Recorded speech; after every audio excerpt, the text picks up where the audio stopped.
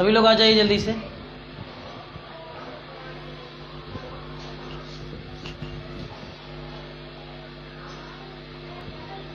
आइए सब लोग बेटा ऑनलाइन जल्दी से, कट मत कीजिएगा। हाँ शिवम शुक्ला, चलिए। गुड मॉर्निंग बेटा, good morning, good morning. Cut क्यों कर दिए थे बेटा? देखिए डिस्कवरी ऑफ न्यूटॉन्स पढ़े थे, इसको नोट कर लीजिए आप, ठीक है ना। तो डिस्कवरी ऑफ न्यूटन हो गया है। किसी को कोई कन्फ्यूजन है तो पूछ लीजिए, फिर आगे बढ़े, नहीं तो किसी को कोई कन्फ्यूजन है तो बेटा पूछ लीजिए, ठीक है ना। बेटा ऑनलाइन नहीं, शिवम पटेल कमेंट करके बताइए क्या प्रॉब्लम है।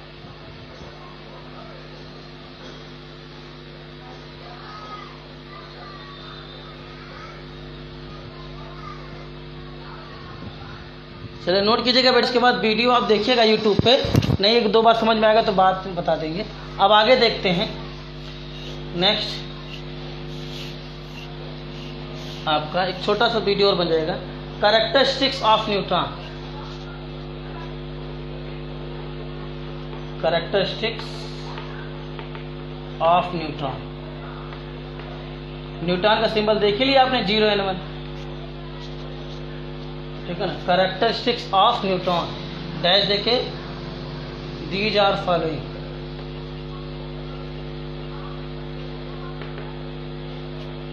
ठीक है ना, दीज आर फॉलोइंग।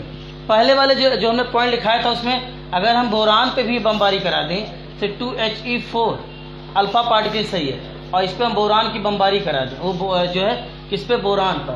बोरान का एटॉमिक नंबर कितना होता है? 5, और बोरान का जो है मास नंबर कितना होता है आपका बताइए? बोरान का मास नंबर 11 होता है, तो कितना बन जाएगा आपको? 0n1 क्या बन जाएगा आपका? ये 7,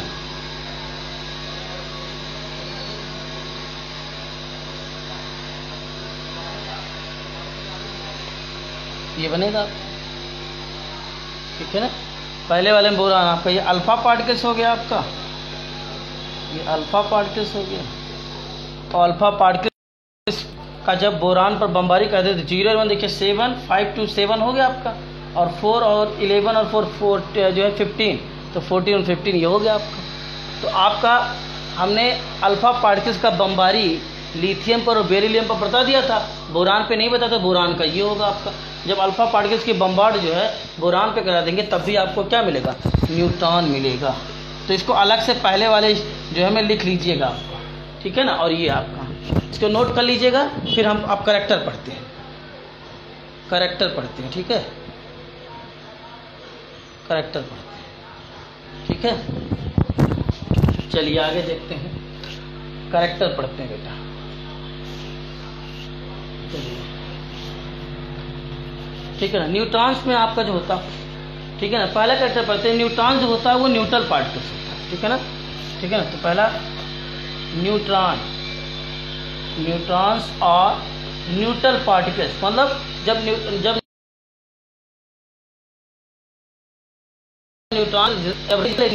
है ना, तो पार्टिकल नेचर था ये आपका, कोई इलेक्ट्रिक और मैग्नेटिक फील्ड में डिफ्लेक्शन नहीं हो रहा है, यानी कि इसको आपका जो होता है न्यूट्रल स्पीसीज कहते हैं। न्यूट्रॉन्स और neutral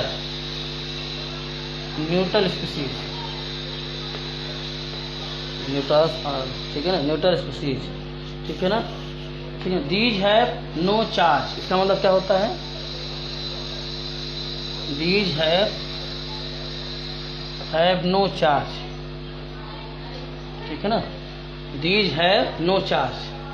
These have no charge. So these have no charge. ठीक है ना। Hence neutrons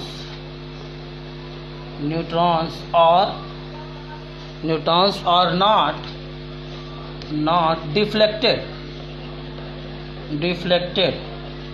Neutrons are not deflected in electric and magnetic field.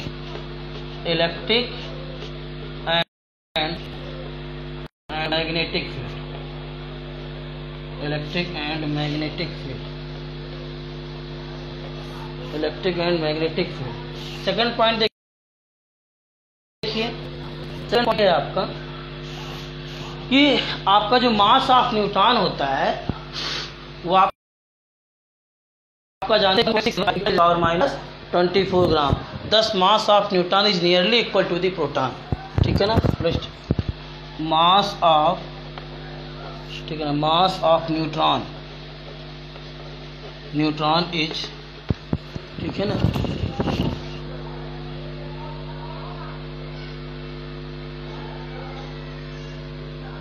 ठीक है ना, मास ऑफ न्यूट्रॉन इज, ठीक है ना, mass of neutron is 1.675 into 10 to the power minus 24 gram. 10, ठीक है ना, 10 mass of neutron, 10 mass of neutron, 10 mass of neutron is nearly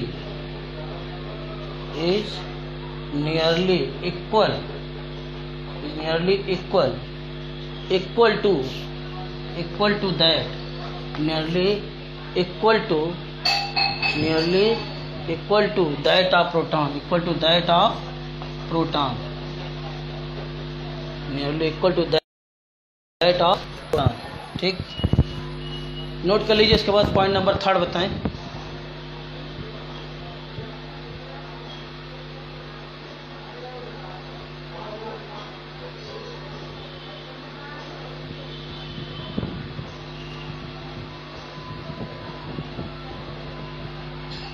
note कीजिए बेटा, पॉइंट 3 बताएं।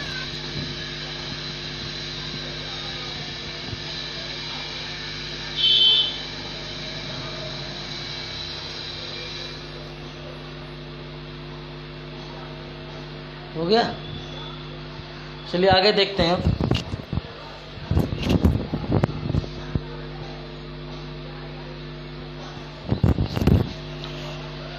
पॉइंट नंबर 3 देखते हैं।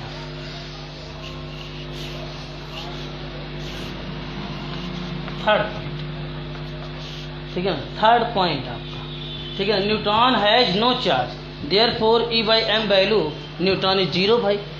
भाई आपका देखिए, अगर E/m, अगर आपका न्यूट्रॉन का E/m पूछेंगे आप, न्यूट्रॉन को तो मास होता है 1.67 × 10 टू द पावर माइनस 24 ग्राम, लेकिन मास जो होता है 0 होता है। ठीक है, तो किसी नंबर में 0 से डिवाइड करेंगे तो क्या आएगा आपको, 0 आएगा।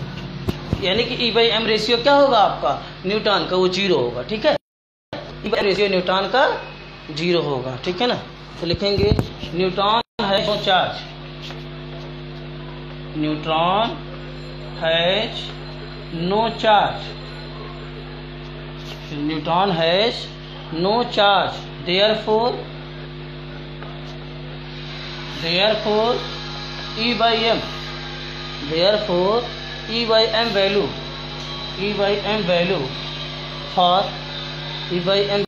neutron, E/m value for neutron is 0। कैसे 0 होगा बेटा, E/m इक्वल टू क्या होगा, जो इलेक्ट्रॉन पे चार्ज होता है वो 0 होता है, और जो मास होता है वो 1.675 into 10 to the power minus 24 equal to क्या आ जाएगा, 0। ठीक, नोट कर लीजिए बेटा इसको।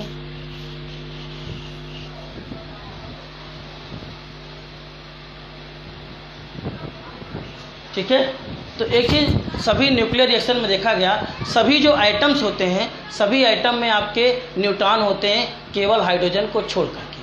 हाइड्रोजन एक एटम है, हाइड्रोजन का एटॉमिक नंबर 1 होता है और मास नंबर 1 होता है।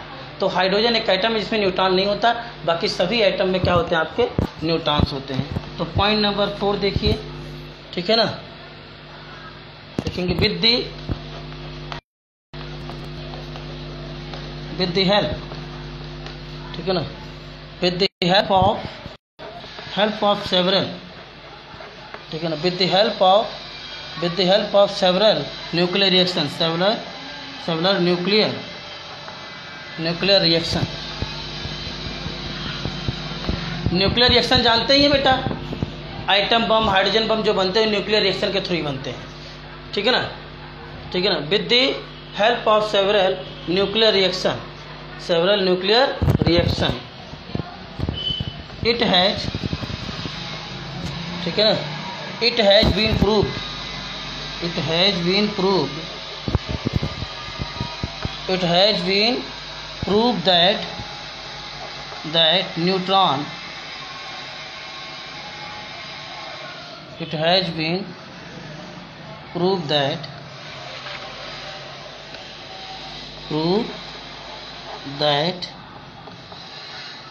neutron, ठीक है ना, neutron,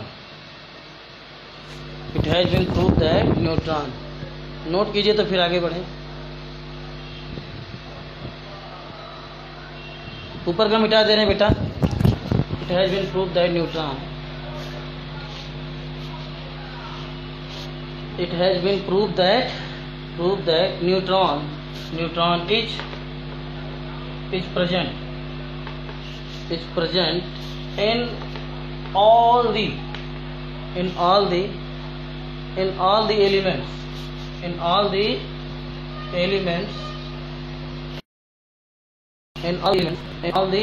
elements except hydrogen, in all the elements except hydrogen, ठीक है ना, ठीक है ना। और इस प्रकार क्या कह सकते हैं कि आपका इलेक्ट्रॉन प्रोटॉन की तरह न्यूट्रॉन भी किसी भी एलिमेंट का या किसी भी आइटम का क्या होता है, फंडामेंटल पार्टिकल्स होता है। भाई केवल हाइड्रोजन में तो ही नहीं होता है, बाकी जितने भी आइटम हैं सभी आइटम में न्यूट्रॉन होता है। तो इलेक्ट्रॉन और प्रोटॉन की तरह जो होता है आपका न्यूट्रॉन भी जो होता है किसी भी आइटम का या एलिमेंट का फंडामेंटल पार्टिकल्स होता है, ठीक है ना। इलेक्ट्रॉन प्रोटॉन न्यूट्रॉन को फंडामेंटल पार्टिकल्स क्यों कहते हैं, क्योंकि हमारा जो आइटम होता है, आइटम जिस पार्टिकल से मिलकर बना होता है उसी पार्टिकल्स को हम फंडामेंटल पार्टिकल्स कहते हैं, उसी पार्टिकल्स को हम कॉन्स्टिट्यूएंट्स पार्टिकल्स कहते हैं, ठीक है ना। तो आपका हमारा जो आइटम या एलिमेंट है वो इलेक्ट्रॉन प्रोटॉन न्यूट्रॉन के कॉम्बिनेशन से मिलकर बना होता है, इसलिए ठीक है ना। तो नोट कर लीजिएगा बेटा इसको, और किसी को कोई प्रॉब्लम हो तो बताइए, फिर एक टेबल बना देते उसको नोट कर लीजिए। आगे बढ़े, हो गया नोट तो बताइए, आगे बढ़े बेटा, मिटा के आगे बढ़ाएं। एक टेबल बनाते हैं, टेबल बना लीजिए, ठीक है ना। टेबल बनाते टेबल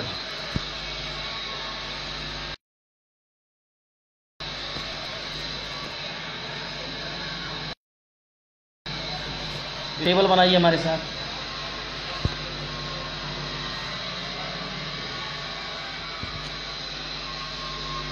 ठीक है, 1 2 3 3 2 5 और 2 7 कॉलम, इसको थोड़ा और मोटा करते हैं।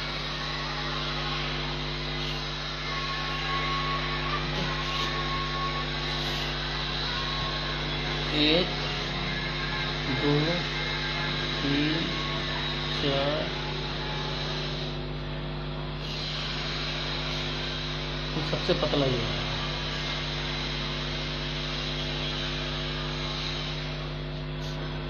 ये हो जाएगा आपको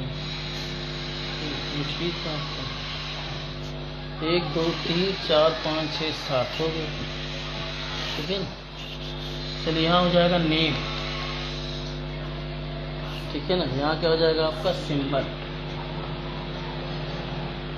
ठीक है ना। इस कॉलम में क्या हो जाएगा आपका, ठीक है ना, एब्सोल्यूट चार्ज,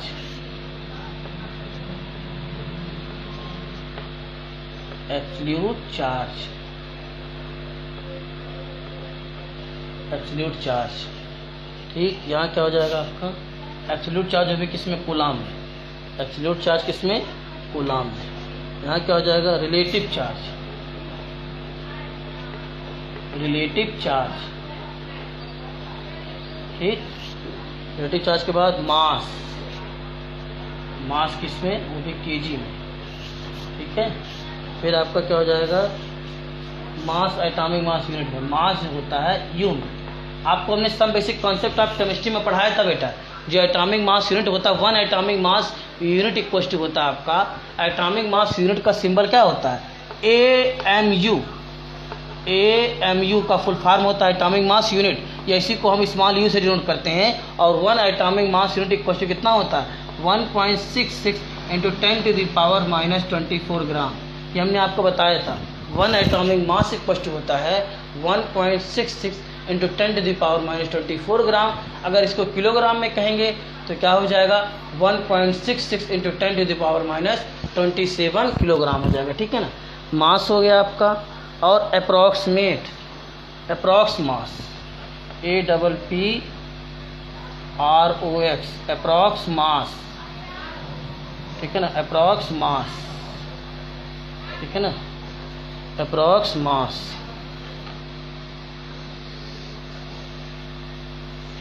ठीक है,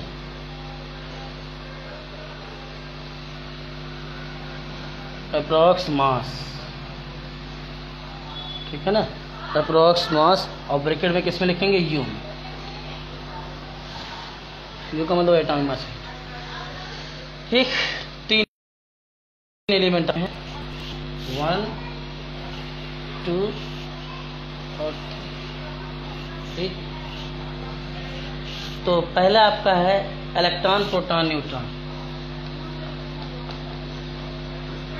इलेक्ट्रॉन, प्रोटॉन और न्यूट्रॉन। ठीक, सिंबल क्या होता है इलेक्ट्रॉन का, E होता है आपका, प्रोटॉन का P होता है और न्यूट्रॉन का स्मॉल n होता है। ये सिंबल होता है। एब्सोल्यूट चार्ज कितना होता है आपका इलेक्ट्रॉन पे जो होता है वो -1.602 × 10⁻⁻19 कूलम। ये इलेक्ट्रॉन पे चार्ज होता है। प्रोटॉन पे जो चार्ज होता है वो +1.602 × 10⁻⁻19 कूलम। न्यूट्रॉन पे जो चार्ज होता है वो 0 होता है आपका। ठीक, रिलेटिव जो मास होता है आपका इलेक्ट्रॉन का -1 होता है और प्रोटॉन का +1 होता है, इसका 0 होगा आपका। ठीक, मास जो होता है इलेक्ट्रॉन का वो 9.10939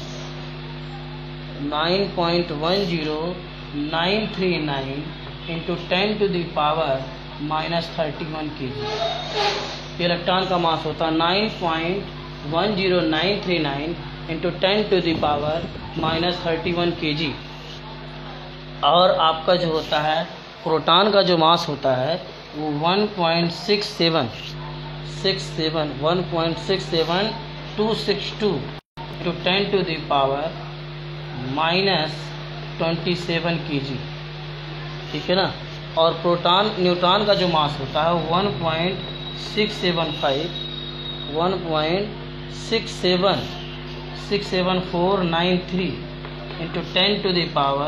10⁻⁻27 kg। ये मास हो जाएगा। मास एटॉमिक मास भी इसका कितना हो जाएगा, इसी को डिवाइड कर दिए किससे, ये जो नंबर आपके यहाँ इसी को डिवाइड कर दीजिए 1.66 × 10⁻⁻24 से डिवाइड कर देंगे। इसको भी किलोग्राम में बदल लीजिए, किलोग्राम में बदल करके इसे डिवाइड कर दीजिए आप।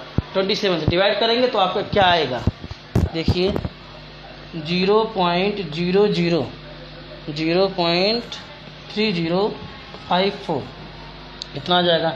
इसका 1.00727, इसका आ जाएगा आपका 1.0000868। ठीक, और ये आपका 0 आ जाएगा, ये 1 होगा, ये 1 होगा। इसको नोट कर लीजिए बेटा। अब इसके आगे हम जो है आपको कल पढ़ाएंगे, इसके आगे हम कल पढ़ाएंगे। किसी को कोई प्रॉब्लम है तो आप पूछ सकते हैं बेहिचक, ठीक है ना। किसी को कोई प्रॉब्लम है तो आप पूछ सकते हैं, ठीक है ना बेटा। ठीक है, और किसी को प्रॉब्लम कोई पूछ लीजिए, नहीं तो आगे आप जो है शाम को पढ़ाएंगे या कल आपको पढ़ाएंगे इसके आगे, ठीक है ना।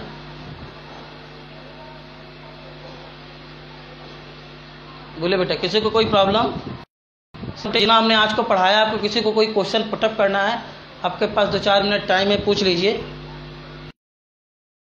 ठीक है।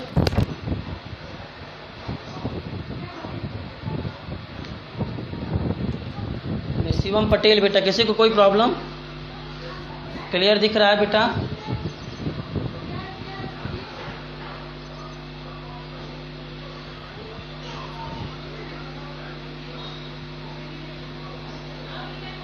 ठीक है ना? किसी कोई प्रॉब्लम बेटा? तो thank you class. Now we will discuss next stage. ठीक है ना? कोई प्रॉब्लम नहीं बेटा? ठीक है, thank you class. Now we will discuss next stage. कल का